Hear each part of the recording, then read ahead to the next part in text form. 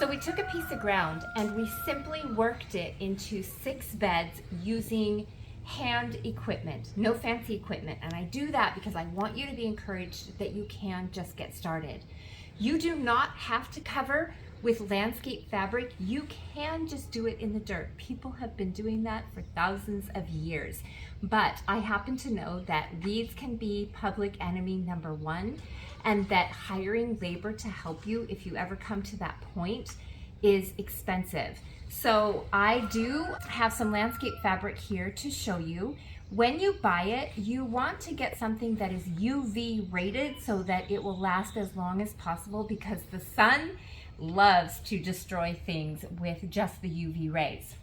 If you can't afford the UV rated and you just want to get something cheap and simple, go ahead and do that just to get you started. But in time you would move to this, and you don't have to move to this.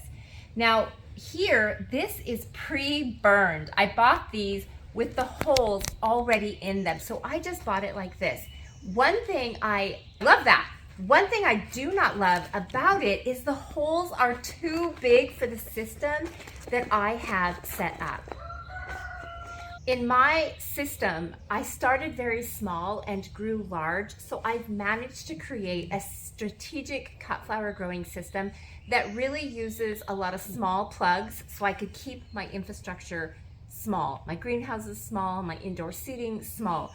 These holes are quite big. If you were starting out with like 72s, you would want a hole that big. I don't. I like to come to the ground with like 128 sized plugs, and that's pretty much what I grow, even 200 sizes.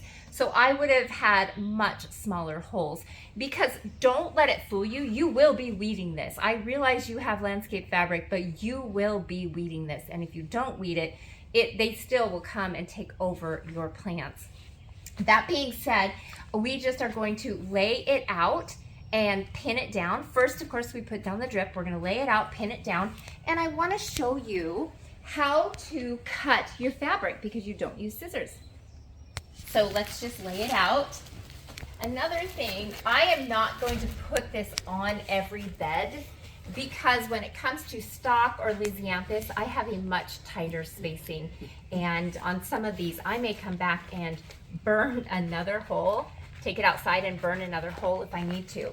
But this is how you cut your plastic. You've probably seen this before. You simply burn it. You don't cut it with scissors, it will fray it. You kind of want to melt it. So I am going to push this out just a little bit.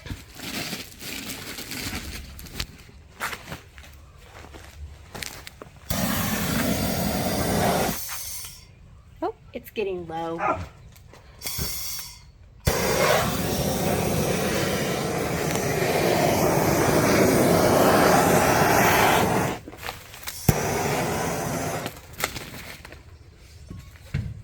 Making sure not to breathe it. Okay, cool. And then we will just put this down on all of the beds that I want to have it, and come and plant in here. And I should throw in that I am going to actually spread in some blood meal real quick and some bone meal on this, because I have a lot of debris and carbon type of material in my ground, and it tends to tie up nitrogen. So I'll spread some blood meal on this, some bone meal on it, cover it, and plant it up.